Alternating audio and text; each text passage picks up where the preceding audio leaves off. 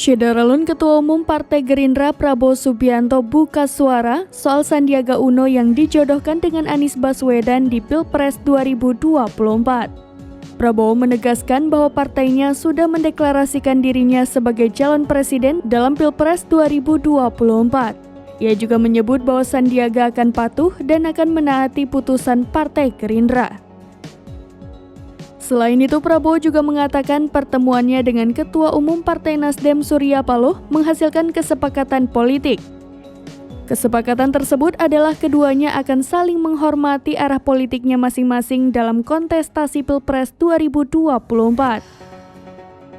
Meski demikian, Anies belum menentukan calon wakil presiden yang akan mendampinginya melenggang di panggung Pilpres 2024.